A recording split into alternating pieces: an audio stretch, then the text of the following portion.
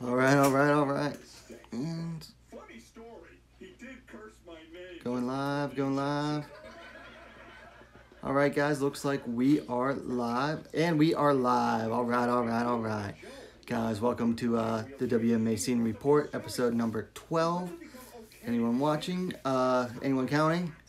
So it was a big weekend for women's mixed martial arts. We're going to go over a little bit of everything from this past weekend. Normally, we save the results. We do the results first and do that first, and then we go over the news, and then we have something to discuss. Didn't really have time to come up with something to talk about too much this time. Plus, there were so many fights this weekend, and I want to talk about all of them, or at least try to talk about all of them, that I feel like that itself is worth the discussion. So, as far as news and everything goes, hold on one sec, guys. I forgot to turn the TV off again.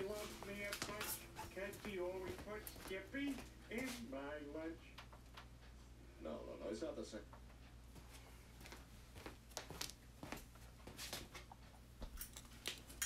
Okay, sorry about that, guys. I tend to hope that I don't make too much of a habit out of that. Once I start working and it's in the background and I'm just reading or something, I don't even realize it's on until later on. Anyway, so we'll start with the news and announcements. So as far as fight announcements, there weren't that many this week, or hardly any. Let's see, Alexa Grasso versus Rodriguez, not Marina. Marina Rodriguez. As of now, that fight is off. Rodriguez is citing injury. No news on a replacement yet to face Grasso. I believe Verna Jandiroba, the Invicta FC strawweight champion, has offered to fight.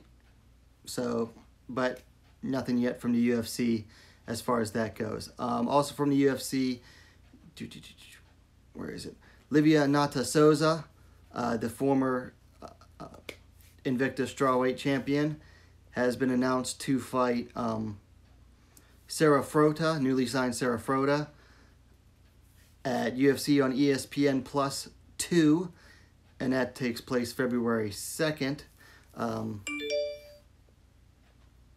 Souza is coming off a first-round submission victory over Alex Chambers at 2 months ago in the UFC. That was her successful UFC debut. Frota will be looking to make her debut. She is coming off a KO win over Mayara Amenajas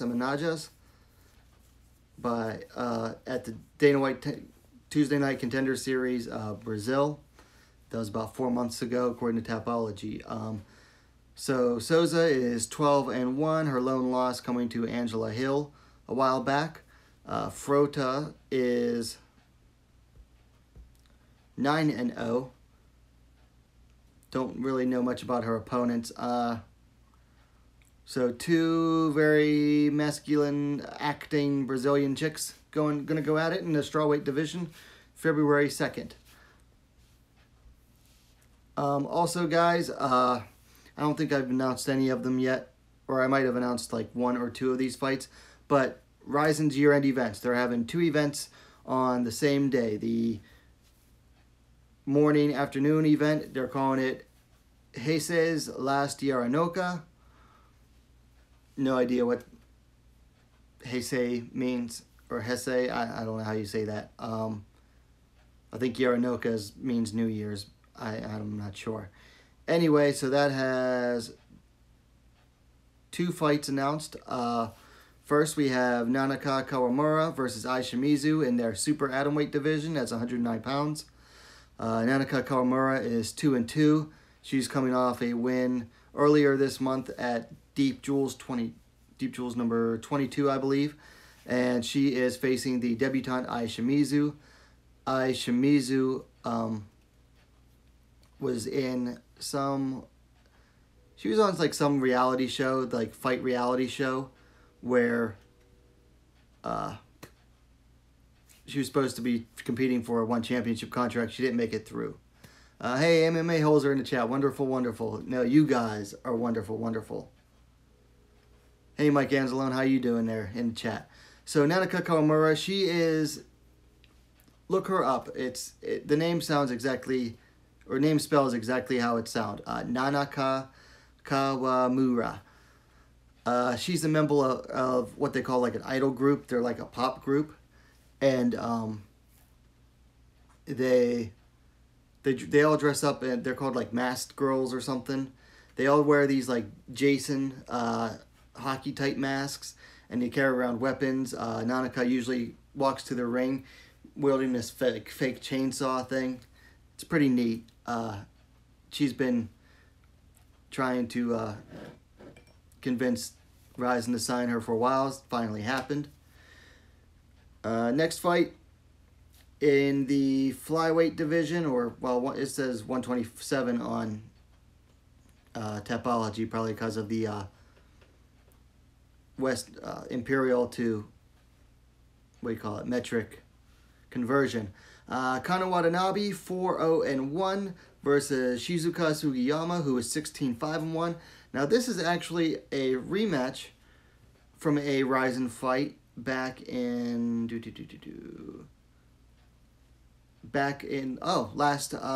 last December 29th. Watanabe won by unanimous decision. This is two girls, both with judo backgrounds. Watanabe is like a muscle girl type looking. Sugiyama's probably the more marketable looking of the two for Ryzen, which is probably why they booked this rematch. I'm going to go with Watanabe by decision again. I think she's just too strong for Sugiyama.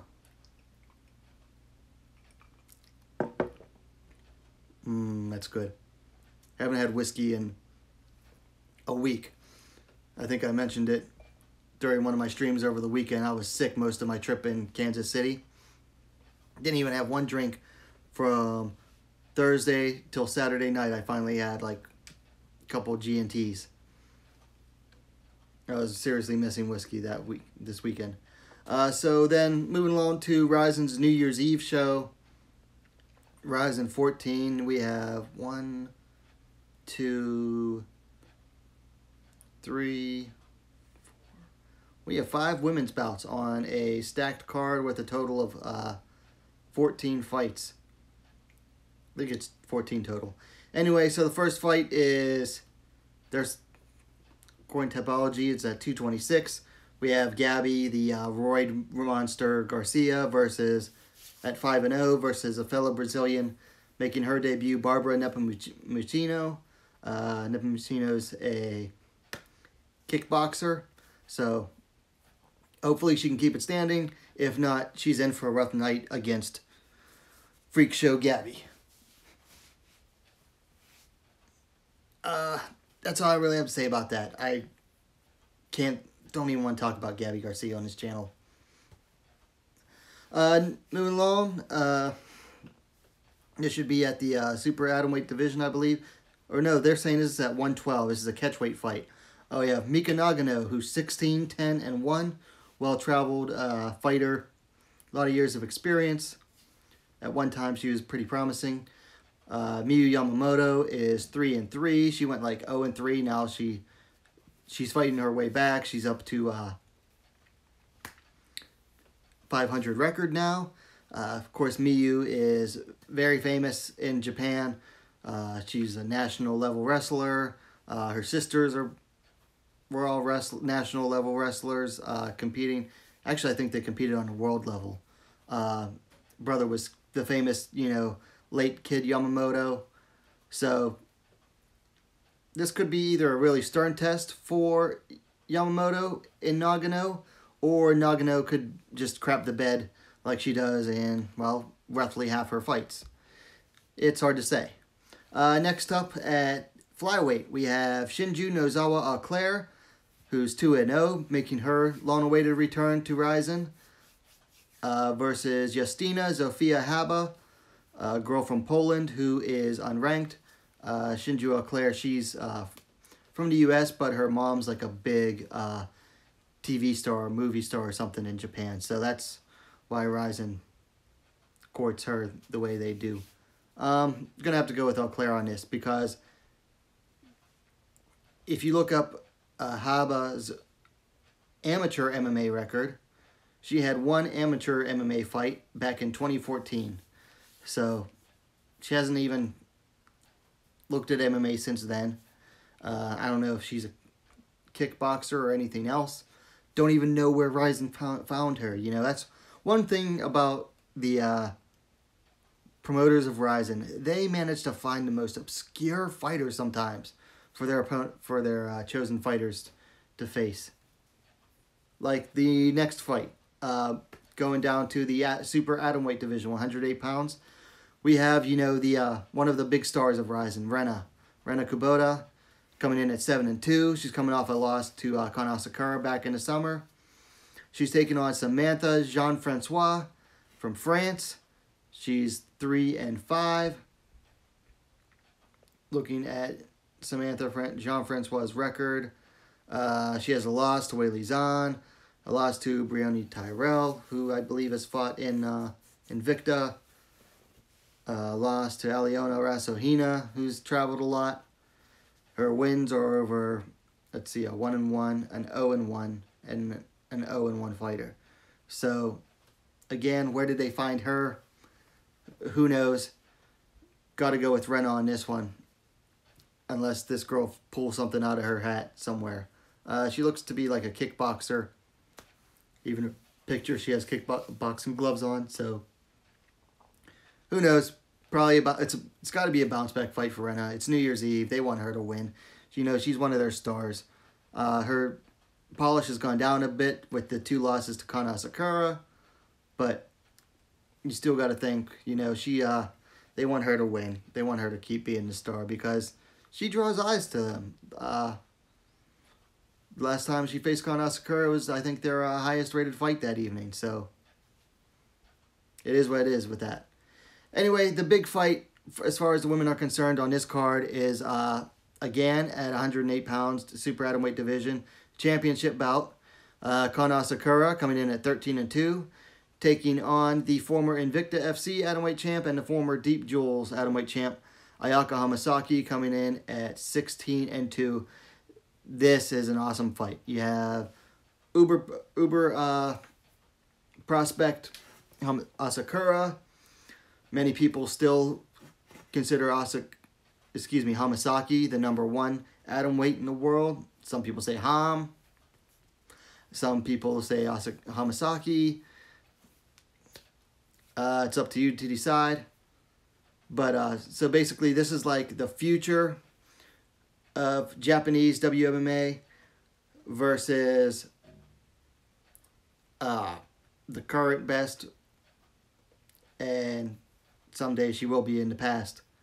This is like almost like, this is either going to be the fight where Hamasaki goes, hey, I'm still on top, and that's for a damn good reason, or it's going to be the fight where Asakura overcomes the past. It's like the future overcoming the past, which usually the Japanese like to do in their retirement fights. That's usually what their retirement fights are. But this isn't a retirement fight for Hamasaki, at least as far as we know. So this will be a very interesting fight. You know, they're both excellent ground fighters. Hamasaki, however, definitely has the edge in the stand-up over Asakura, whose stand-up is very, very basic still. So those are the 2 Ryzen events. And that's all the fight announcements we really have for tonight. So let's go over the weekend's fights. So first, Friday night we had Juliana Velasquez versus Alejandra Lara. Velasquez won a split decision after 3 rounds. This was at Bellator 212 in Hawaii Friday night. Honestly, I was surprised the judge gave it. One of the judges gave the fight to Lara. I thought Velasquez owned pretty much every round. Lara seemed to be operating on like a hit and run style fight, but it didn't seem to like, I mean, it worked at first, especially in the first round. It seemed to do okay, but you know, it's very hard to fight on the back foot, especially for extended periods of time, the way that she was trying to do. And Velasquez would eventually catch her standing. And on the ground, it was almost all Velasquez. You know, it's someone who's okay on the ground versus someone who's very good and trains with some of the best in the world on the ground. And Velasquez, who trains with Team Nogueira. So, it was split decision. I had it for Velasquez myself. I guess one of the judges saw it for Lara. Next night, Bellator 213. The main event was Limele McFarland versus Valerie Letourneau. McFarland won by third round triangle submission choke. Triangle choke submission, 3 minutes 19 seconds, round 3. I haven't gotten to watch the full fight yet. I did get to watch the finish. She had the triangle on. McFarland was pounding on the elbows. It was pretty damn awesome. I did also watch the one of the best walkouts I've ever seen with the you know, the big hulking Hawaiian warriors waving their big flags, doing the haka. It was pretty badass. Hopefully I'll get to watch the full fight and give a better full review on it in a later video. But McFarland, you know, she climbs to 9-0. Letourneau falls to 10-7. You know, thinking about Letourneau, she's never looked the same since that beating she received at the hands of Yana Jędrzejczyk. I think between the tough weight cuts to 115 and that beating she received, she's just never been the same fighter. I mean, she's a good fighter, but she's not a great fighter. If she ever was a great fighter, she's not anymore. I think she'll still continue to do well in Bellator, which honestly, I think their division is probably, right now, it's almost on par with the UFC's. UFC's flyweight division is still fairly, you know, in its infant stages, and Bellator's is what it is right now. They've had the division longer, but they haven't like grown it a whole lot, and they don't really like. Well, here's the next thing. McFarland's 9-0 now. Who does she face next? Williams is only coming off a 1-fight win streak. Christina Williams.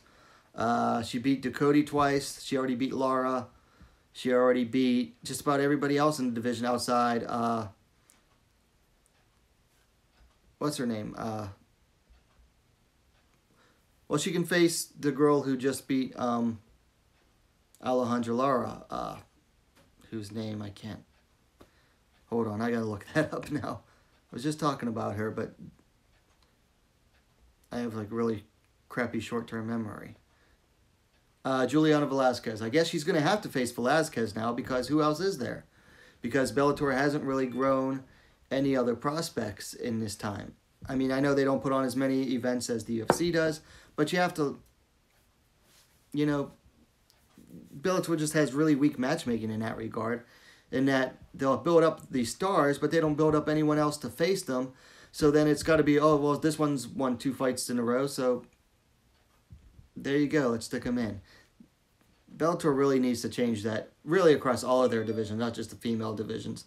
They need to work on building up their fighters better, you know. So probably Juliana Velasquez is going to be the next one to face Limele McFarland. So congrats to Limele. Big win in, you know, her home state. Big MMA's back in Hawaii. At least it was this past weekend. Really awesome. 2 great events, by the way. Especially, I liked the 212 event. I was watching. It was Salute to the Troops. Being a vet myself, you know, they kept bringing out these different veterans. It had some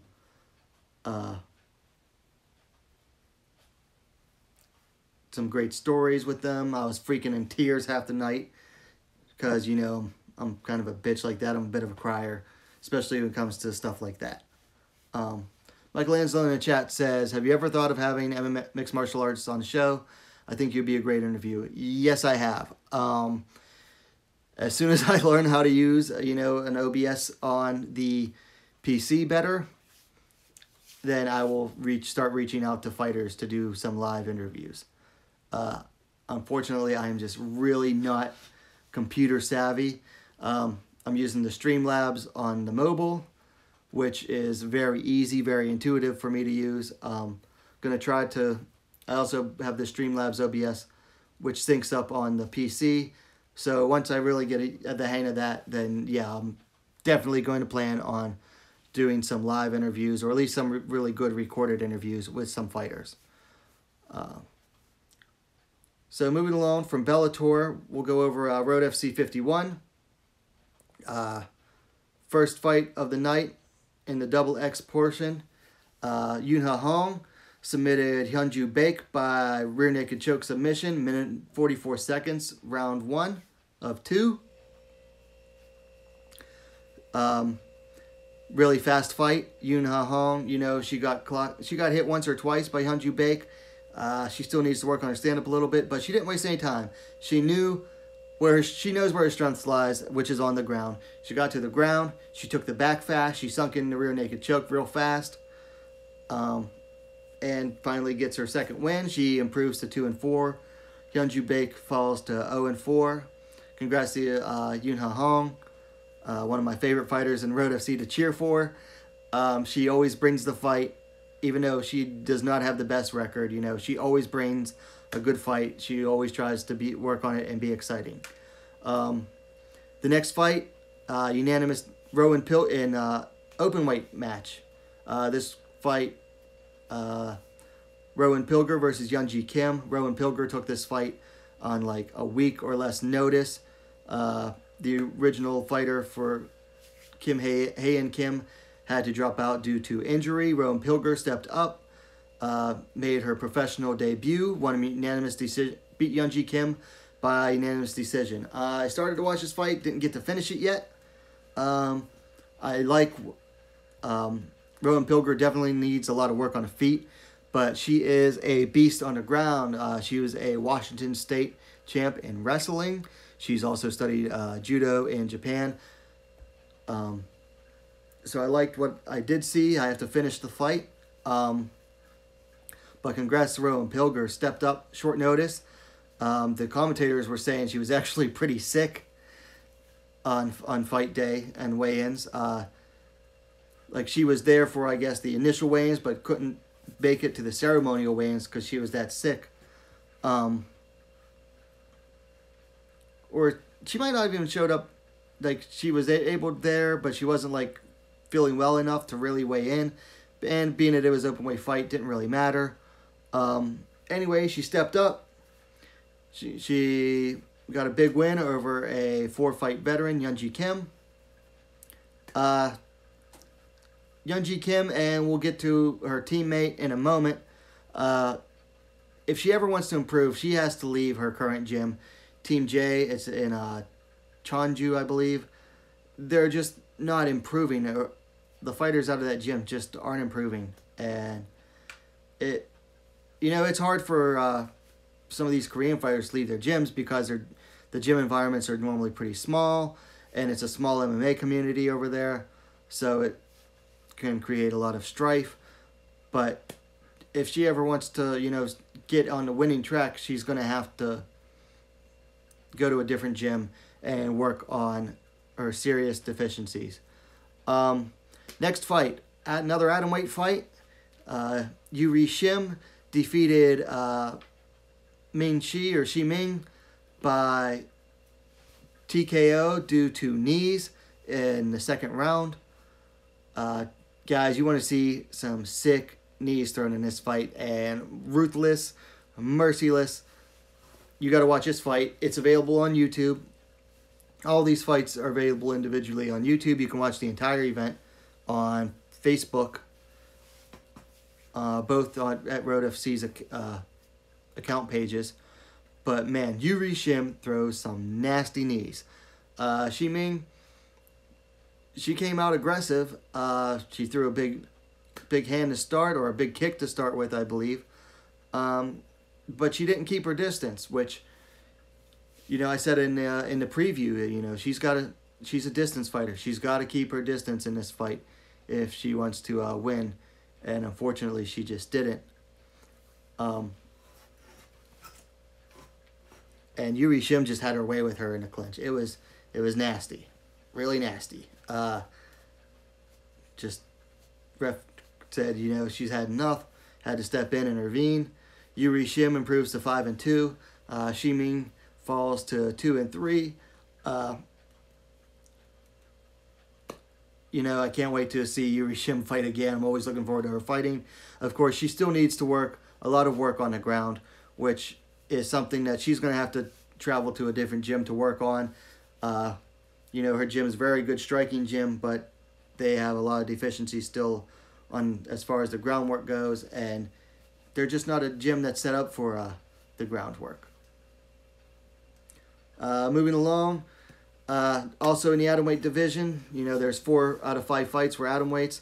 Soo-Yeon Lee pulled a big upset and defeated Yeji Lee by split decision. Soo-Yeon Lee climbs to 1-0. Yeji Lee falls to 3-5, and I believe this is her third. This might be her third straight loss. It's tough times for Yeji Lee now. You know, she's a teammate of Yoonji Kim, and she's another one. You know, she's got to go to a different gym if she wants to have a chance to, you know, really improve.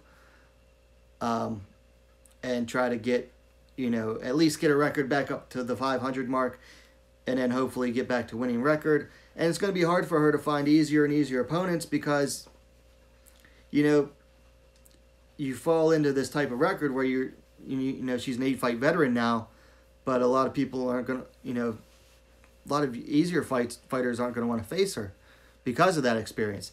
And the other hard part is for her to go to a different gym means some family troubles. Her cousin's husband owns and runs the gym where she trains at. He's her head trainer. She's been training with him since she was a kid. I mean, she's barely above being a kid now. She's only like 18, 19. But, you know, it's just one of those things where she might be trapped and she'll never improve, which is really sad to see because I think that she still has promise. Soo-Yeon Lee did excellent. I guess I haven't gotten to watch. This is the one fight I haven't gotten to watch yet. Looked like she did really good on the ground and standing. She trains with a really good gym. She trains at the UFC, the Road FG Apgujeong gym, I believe, with I want to say they're called Team Korea now. Anyway, her corner man, Yoon-Jun Lee, also had trained with Yeji Lee in the past. So Soo-Yeon Lee had that big advantage working for her. Hey, Ann H. the Ditter from MMA Hall. She's in the chat saying wonderful, wonderful. Welcome, Ann H. to the WMMA scene now. You are wonderful, wonderful also, Ann H. So anyway, Soo-Yeon Lee pulls big upset. Looking forward to seeing what she has in the future. Yeji Lee, I'm hoping she makes the right changes that she needs to make to get back on track. I think she still has promise, but she needs to work on it. It's a matter of, you know, what will she do to improve on that. And so that brings us to the main event, the Atomweight Championship. Sahi Ham successfully defended her title against Jong-Eun Park. Ham improved to 20-8. Park fell to 4-5. So Park came in as a massive underdog in this fight, but she showed that, you know, that underdog had bite. She was landing some good punches on Sahi Ham, and in the third round she had a very nice knee bar on. It looked pretty tight at one point. It was a lot better fight than what I was myself and many others were predicting. I was saying that, you know, I wasn't so sure that Park would make it out of the first round with Ham, being that Ham has been doing very good to finish her last few opponents, and, you know, even finished Jin Yu Fry in the first round a year ago, 2 days before Christmas. Ham, I think she showed a little bit of ring rust, but I think that Park's overall movement and evasion served her very well. You know, she's not like your typical bobbing and weaving with her head movement, but she showed some very nice movement. She would move her whole body, and she would use her lateral movement with it too, to avoid a lot of Ham strikes, and that served her very well. And I said that if Park got out of the first round, that she'd be able to turn it on. And she started out very fast in the first round. So I was wrong there. Happily wrong.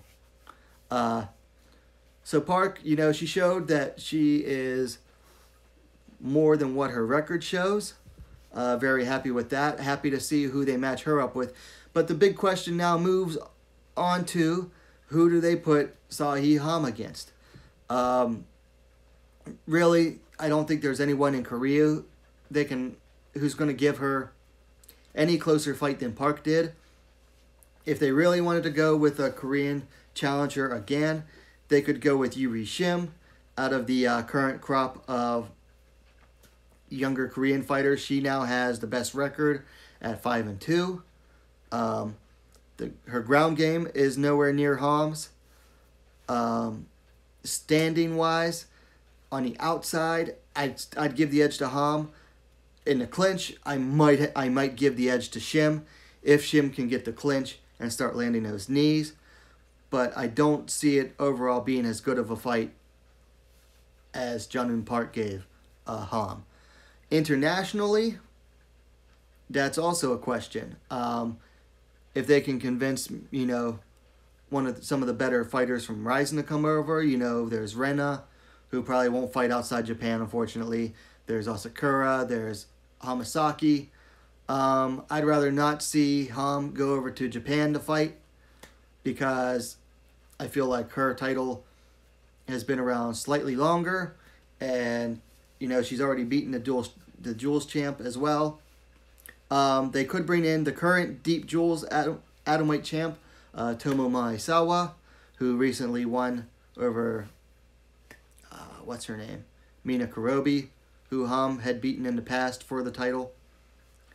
Other than that, they'd have to go really international. I was saying Amber Brown, but Amber Brown's coming off a loss now. They could bring in Alicia Zappitella. That would make for a very interesting fight, a very exciting fight. Zappitella has heavy hands, and she's a damn good wrestler. On the ground, I'd give that fight to Zappitella. Standing would be Ham. Can Zappitella get the fight to the ground? I have almost no doubts, though. So that'd be a very great fight. If another one would be Ashley Cummins. I think that would make it for a great fight also, depending on who faces Jinyu Fry next. And also, a rematch with Jinyu Fry would be really nice. I don't think Jin got to show everything she's capable of in the first fight with Ham, being that she lost by first round knockout. She's got 2 wins now since then. And I asked Jin in my post-fight interview, also up on the channel, go check it out, if she could get that fight back, would she? And Jin basically confirmed that, every time you get a loss, you kind of want to get that back. So that'd be another one too.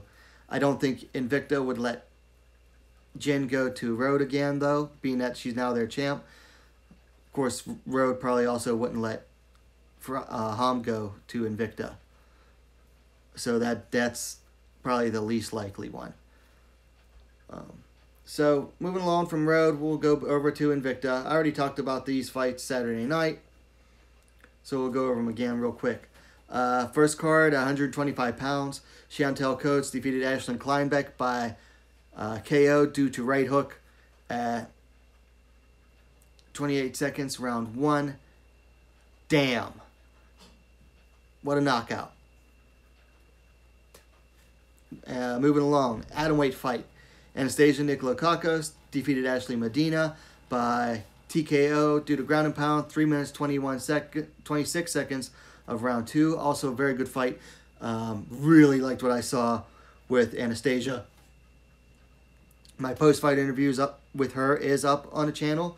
If you haven't seen it yet, again, please go check it out. I like the aggression from Anastasia. I like the work rate. Just awesome. Moving along to 135 pounds. I believe this was offense, very little defense. Even less so from Klitschko, who looked like she had a broken nose. Brittany Victoria just brought the overall aggression, landed the better strikes overall. Congrats to her on the win. Victoria climbed to 3-0. Klitschko fell to 2-2. Flyweight fight was next. Originally scheduled to be strawweight. Jamie Moyle missed weight by 9 pounds. Got moved up to flyweight. Brianna Van Buren still came in and just outworked Jamie Moyle. Moyle just basically had no answer for Van Buren over, the course of the 3 rounds. And also, I have no idea what was going on with Moyle's corner. She was down 2 rounds to none, and they just weren't, encouraging her to fight with urgency or to look for a finish in the 3rd round. It seemed like way too relaxed. Now, the guy next to me said that wasn't even her normal corner, so who knows what was going on with Moyle that entire week. There are rumors that she was injured or sick. Which is why she missed weight. I don't know. Not the Moyle that we're all really used to seeing. Just really weird situation overall. But not taken away from Van Buren at all, who fought a great fight. Definitely deserved the win. Congrats to Brianna. She climbs to 5-2. Moyle falls to 4-4, down to that 500 mark that, it's hard to escape sometimes, if she ever escapes it. Moving along, one of the more exciting fights on the card, Alicia Zappitella defeated Amber the Bully Brown by unanimous decision at atomweight. Zappitella climbed to 5-0. Brown fell to 7-5.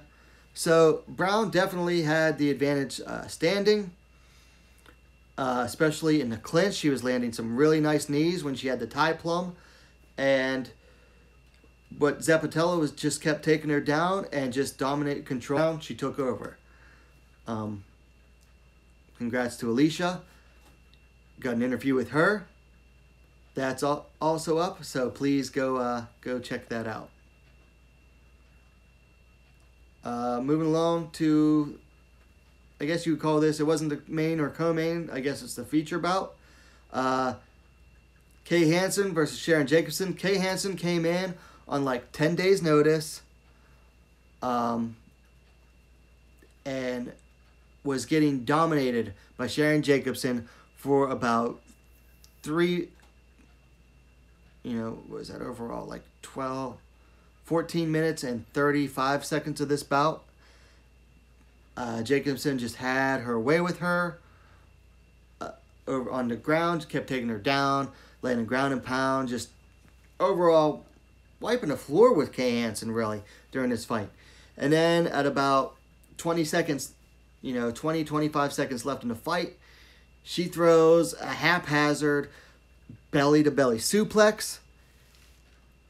Hansen was able to latch onto the arm, gets an arm bar. Jacobson submits 17 seconds left in the 3rd round. Hansen gets the win. Wow. It was just one of those moments where, brain fart. It has to be a brain fart. There's no other way to attribute it.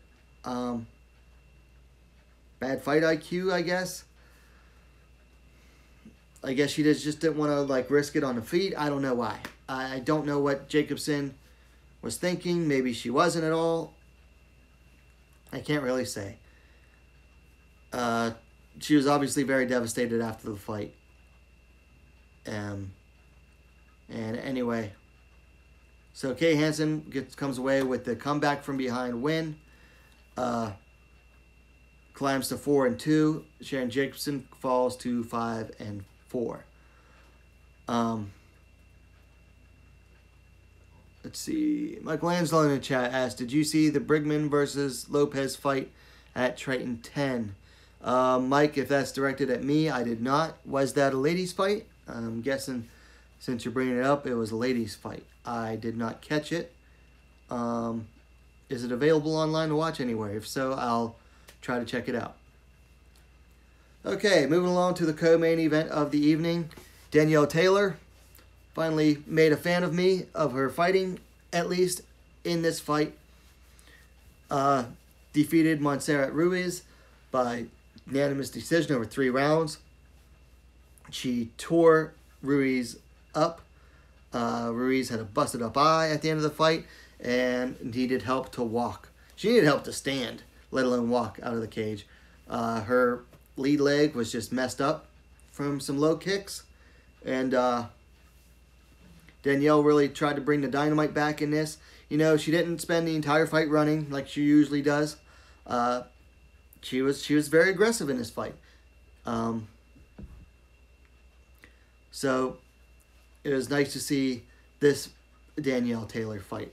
I hope to see that she keeps fighting like this. You know, I went up to her at the hotel bar after the fight, and her coach said, he's like, I told her, he's like, you gotta be aggressive and bring out the dynamite. And I said, well, hey, you keep doing this, I'll stay a fan.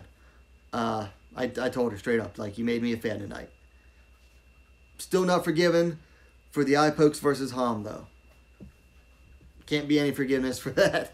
But I will look forward to Danielle Taylor's next fight now, which, had you asked me that any time before in the past, I'd have been like, hell no, I'm not looking forward to this. I didn't even think this should have been the co-main event. But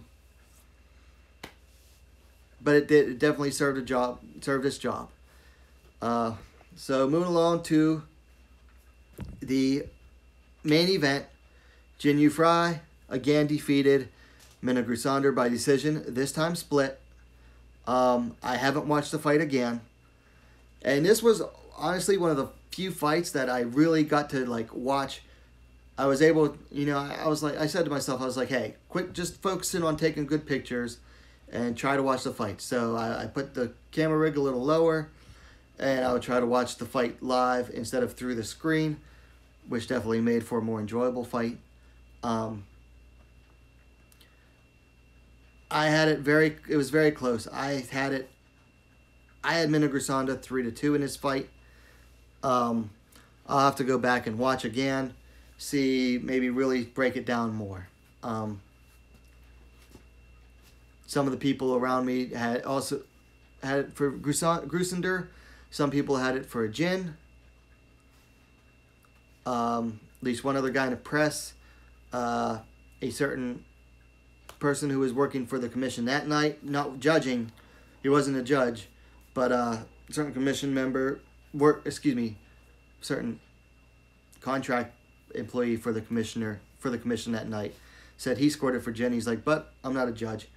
So he had it for Jin. I don't know. It's up to you guys. Let me know in the chat, or if you're watching this after the fact, watch it in the comment section down below. I'll probably bring it up again after I watch it, or once I review the fight again. Because I only got to watch it live from my corner. I was taking photos from beneath. You know, the cameramen, they stand on this stand, and it's got 4 legs, and I'm taking pictures from below that pretty much the entire time. So I'll watch it again and decide what I think. So that was the entire weekend. Mike Anslow in the chat. So you'll send me that link. Thank you for that. When did I decide to do an all-women's MMA channel? Just over a year ago this month. The only channel I could find that was consistently doing women's MMA, I thought, was not doing a very good job. I thought he had a weird bias towards certain fighters. I tried to be a little more unbiased, and I just thought his channel was just not very good overall. I didn't like the guy's attitude anymore. I thought it was just a not good channel. So I said, you know what? I'm going to do a better job. So that's when I decided. It was a little over a year ago. It was before the December Invicta event. My very first video was a preview for that. That was Invicta. I can look it up.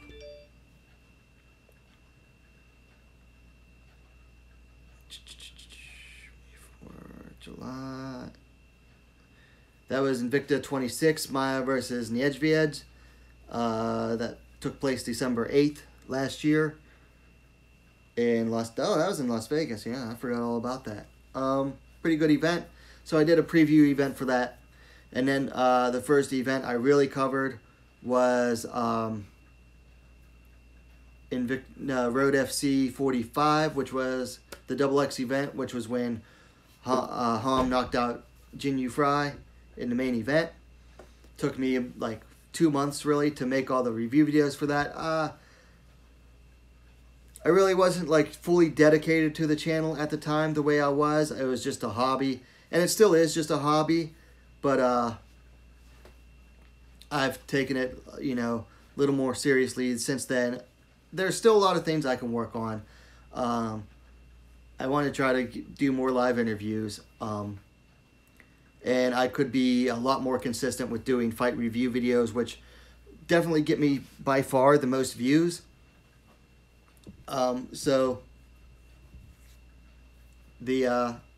I'm going to work on bringing out those a lot more consistently. They're probably the biggest pain in the ass video to make because, I like to put in a lot of pictures. I like to really go over it, and I like to watch the fight 2 or 3 times. And if it's a big weekend like this past weekend, I might only do 2 or 3 reviews for this whole weekend of fights because there was just that many of them. And plus, a big thing is I work 2 jobs. I work a full-time job during the day, and I have a part-time job a few nights a week bartending. So I don't get a chance to really fully dedicate myself to this channel the way I would. So it's just a hobby for now. Thanks for the compliments, Mike, and thanks for the question. So we'll have, I might skip next week's show. I forget what day Christmas is on. Let me grab my calendar.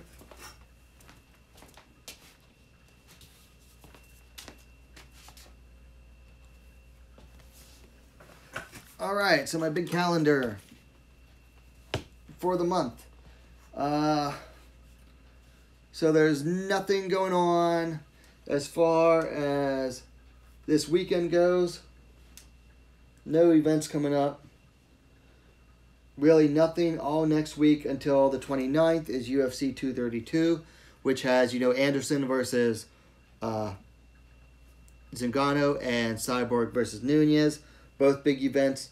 And then on the 31st is the 2 Rising events. Oh, also there's PFL 11 with Kayla Harrison versus the girl, she's Chernesky or something. Yeah, Eliza Chernesky or something like that. So next week, Tuesday is when I do my regular show. 26th. So we'll do probably another next show again next Wednesday. We'll try to do it a little earlier. I came home and fell asleep today. Usually I try to do my shows before the MMA holes, so I'm not doing it past midnight like right now. So we'll try to do it a little earlier. We'll do a preview for the weekend's upcoming events. So tune in next Wednesday. Also, keep an eye out for some fight reviews that I'll work on this week. So, guys, that's all I really have. I kind of forgotten that it's been a year. So, thanks for a great year. We went from barely putting up one video, video every couple weeks. In a year, we've done live shows now. We've gone to 2 live events. I've been to 2 live events, Invicta FC 30 and Invicta 33. We've covered a lot of women's fights. Gotten several interviews now, post-fight interviews. Definitely going to work on doing even more interviews, post-fight interviews, next time I go to an Invicta event. Not sure when that will be yet. We'll see what happens. My big goal would be to try to get to go to. I've been talking about taking a trip to Korea for a long time. If I could do a Road FC event that features a women's fight and get to cover that, or especially, when they're double X all women's events, that would be like the event of a lifetime. also, we're gonna work in the new year. We're gonna work on doing live interviews with fighters, or at least more interviews with fighters for specifically for the channel. It's been a great year so far. We'll have something next week. That'll be like our last event for the year because it's almost new. It's almost Christmas, and then after that's New Year's. So guys, thanks for a great first year. Thanks for a great 2018. We'll see you next week for the preview for UFC 232 and Ryzen 14 and their other event. Guys, have a great night. Sleep well. And see you next week. Next Wednesday. Probably, we'll say 8:30 p.m. Eastern Standard Time. Guys, have a good night.